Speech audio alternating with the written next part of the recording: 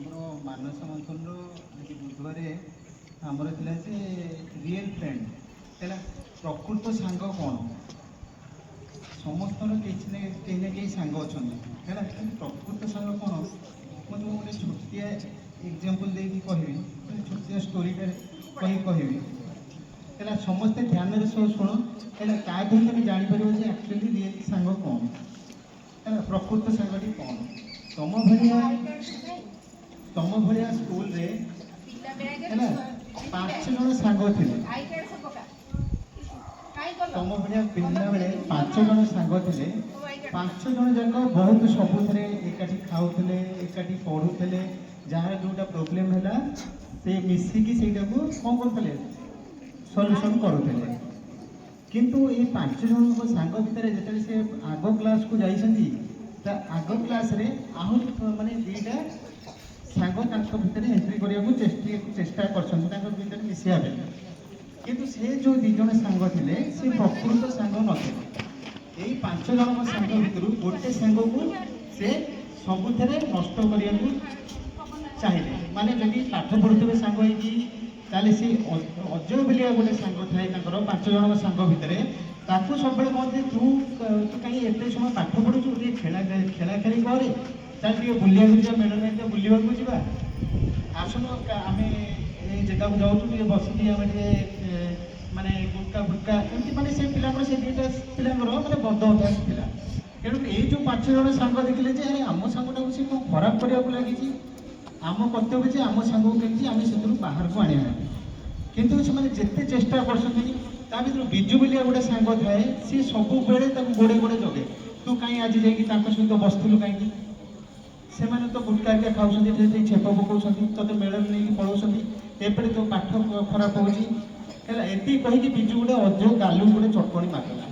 ସେଠୁ ଅଜୟ କହିଲା ଯେ ତୁ ମୋତେ ଚଟକଣି ମାରିଲୁ ମୋ ସାଙ୍ଗ ହେଇକି, ତାହେଲେ ଆଜିଠୁ ମୁଁ ତୋ ସହିତ କଥା ହେବି, ତୁ ମୋ ସାଙ୍ଗ ନୁହଁ।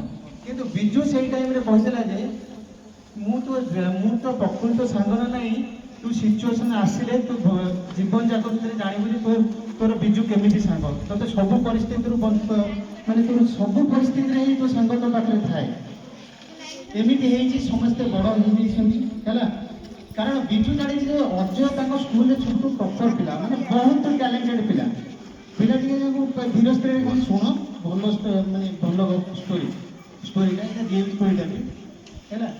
ତାପରେ କ'ଣ ହେଇଛି, ବିଜୁ ଚାହୁଁଛି ଯେ ନାଇଁ ତା ପାଠ ଗୁଡ଼ା ସବୁ ଖରାପ ହେଇଯିବ। ସତ ତାର ପାଠ ଗୁଡ଼ାକ 10th ଲେବୁଲରେ ପାଠ ଖରାପ ହେଲା, +2 ଲେବୁଲରେ ଆହୁରି ଖରାପ ହେଲା। ମାନେ ଯିଏ ଟପର ଥିଲା ସିଏ ପୁରା ଡାଉନ୍ ହେଇଗଲା। ତାପରେ ଦିନକର ଘଟଣା କ'ଣ ହେଇଛି, ଏ 5 ଜଣ ସାଙ୍ଗ କିନ୍ତୁ ମିଶୁଥାନ୍ତି, କିନ୍ତୁ ଅଜୁ ବିଜୟ ଭିତରେ କେବେ ପଡ଼େନି। ସେଇ ଦିନଠୁ ସେଇ ଚଟକଣିଠୁ ସେ ତା ସାଙ୍ଗେ ଜମା ବି କଥା ହୁଏନି। ସିଏ ଭାବେ ଯେ ବିଜୁ ମୋ ପାଇଁ ଖରାପ ଚିନ୍ତା କରୁଛି। ଏମାନେ ସବୁ ବଡ଼ ହେଇଛନ୍ତି। ଅଜୟର ସମସ୍ତେ ଅଜୟକୁ ଛାଡ଼ିଦେଲେ ଆଉ ସମସ୍ତେ ଭଲ ଜାଗାରେ ୱେଲ୍ ସେଟେଲ୍ ଅଛନ୍ତି। ଅଜୟ କେବଳ ଗୋଟେ ଛୋଟିଆ ଦୋକାନ ଦେଇଛି, ସେଇଥିରେ ତା ଗୁଜୁରାଣ ମେଣ୍ଟଉଛି। ଅଜୟର କ'ଣ ହେଇଛି, ଠିକ୍ ସମୟରେ ତାର କ'ଣ ହେଇଛି, ତା ବାପାଙ୍କ ଦେହ ଖରାପ ହେଇଛି, ବହୁତ ପଇସା ଦରକାର ହେଇଛି ହେଲା।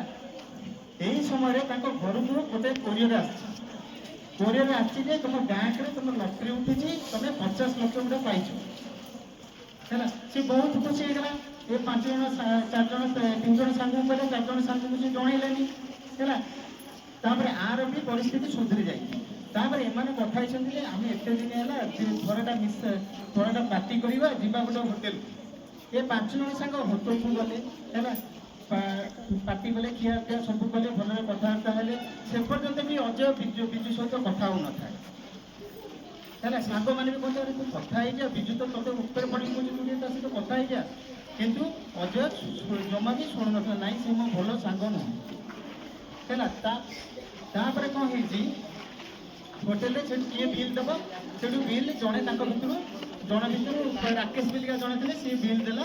ତାପରେ ଏମାନେ ଡିସାଇଡ୍ କଲେ ଯେ ଆମେ 10 ବର୍ଷ ପରେ ପୁଣି ଆସିବା, ଏଇ ହୋଟେଲରେ ଆମେ ପାର୍ଟି କରିବା। 10 ବର୍ଷ ପରେ ଆମେ 5 ଜଣ ସାଙ୍ଗ ଆସିବା, ଏଇ ହୋଟେଲରେ ପାର୍ଟି କରିବା। 10 ବର୍ଷ ଏଇ ଯେଉଁ କଥାଟା କହିଲେ, ସେଇ ଟାଇମ୍ରେ ଗୋଟେ ୱେଟର ଥିଲା ହେଲା, ଯିଏ ଖାଦ୍ୟ ଦିଏ। ସିଏ କହିଲା ଯେ ସାର୍ ମୁଁ ସାକ୍ଷୀ ରହିଲି, 10 ବର୍ଷ ପରେ ମୁଁ ବି ଏଇଠିକିନା ଥିବି, ମୁଁ ଜବ୍ ଛାଡ଼ିବାର ନାହିଁ, ମୁଁ ଏଇଠି ଅଛି, ଆପଣ ଆସିଲେ ମୁଁ ଆପଣଙ୍କ ସାଙ୍ଗସାଥି ଖୁସିରେ ମୁଁ ସାମିଲ ହେଲି। 10 ବର୍ଷ ପରେ ସମସ୍ତେ ସାଙ୍ଗ ଆସିଛନ୍ତି, ପାର୍ଟି କରିଛନ୍ତି। ତାପରେ କହିଲେ ବିଜୁ କ'ଣ ପାଇଁ ଆସିନି? ଅଜୟ ପଚାରିଲା ବିଜୁ କ'ଣ ପାଇଁ ଆସିନି? ଦେଖିଲା ସବୁ ବିଜୁର ପୁଅ ଆସିଛି। ବିଜୁର ପୁଅ ଆସିଛି, କହିଲା ବାପା ଟିକେ କାମ ଅଛି ଆଉ ଏୟାରପୋର୍ଟରେ ଫସି ଯାଇଛନ୍ତି, ଆସିପାରିବିନି। ସେଇଥିପାଇଁ କହିଲେ ମୋ ସାଙ୍ଗମାନେ ଖରାପ ଭାବିବେ, ତୁ ମୋ ପାଇଁ ଯାହା। ଆଉ ସେଥିପାଇଁ ସେ ମୋତେ ଗୋଟେ ଚିଠି ଦେଇଛନ୍ତି।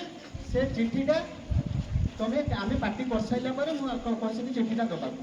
ସେଇଠୁ ପାର୍ଟି ସରିଲା, ସମସ୍ତେ କହିଲେ କିଏ ଦେବ ପଇସା ପେମେଣ୍ଟ କରିବ, କିଏ ପଇସା ପେମେଣ୍ଟ କରିବ। ସେଇ ଟାଇମ୍ରେ ବିଜୁର ପୁଅ ସେ ଲେଟରଟା ନେଇକି ଦେଇଛି।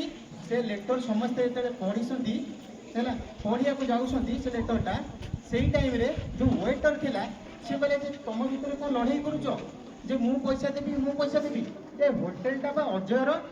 ସେଠୁ ଅଜୟ ମୁଣ୍ଡ ଟେନସନ୍ ହେଲା।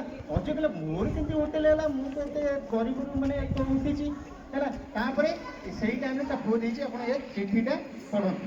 ଚିଠି ପଢ଼ିଲା ବେଳକୁ ଦେଖିଲା ସବୁ ଅଜୟ ଲେଖିଛି ଯେ ସରି ସାଙ୍ଗମାନେ, ମୋ ଦେହ ଖରାପ ଥିବାରୁ ହେଲା ମୁଁ ମାନେ 6 ମାସ ହେଲା ମୋ ଦେହ ଖରାପ ଅଛି, ମୁଁ ଜଣାଉନି ତମମାନେ ବ୍ୟସ୍ତ ହେବ ବୋଲିକା, ଆଉ ମୁଁ ଆଉ ବଞ୍ଚିବି ନାହିଁ ହେଲା। ଆଉ ମୁଁ ଏ ଯେଉଁ ହୋଟେଲଟା, ଯେଉଁ ହୋଟେଲକୁ ଖାଇବାକୁ ଯାଉଛ ସେ ହୋଟେଲଟା ମୁଁ ଅଜୟ ନାଁରେ କରିଦେଇଛି। ଆଉ ଅଜୟ ଯେବେ ଦୁଃଖରେ ଥିଲା, ତା ବାପା ପୀଡ଼ିତ ଥିଲା, ସେଇ ଟାଇମ୍ରେ ମୁଁ ମିଛରେ ଲଟେରୀ କହିକି ମୋ ସାଙ୍ଗ ପାଇଁ 50 ଲକ୍ଷ ଟଙ୍କା ପଠେଇଥିଲି। ତାପରେ ସମସ୍ତଙ୍କ ଆଖିରୁ ଧାର ଧାର ହେଇକି ଲୁହ ବୋହିଛି। ସେଇ ଟାଇମ୍ରେ ଅଜୟ ଯାଇକି ତା ପୁଅକୁ କୁଣ୍ଡେଇ ପକେଇଛି ହେଲା। ଏଥିରୁ ଆମେ 2ଟା ଜିନିଷ ଶିଖିଲେ। କ'ଣ ଶିଖିଲେ?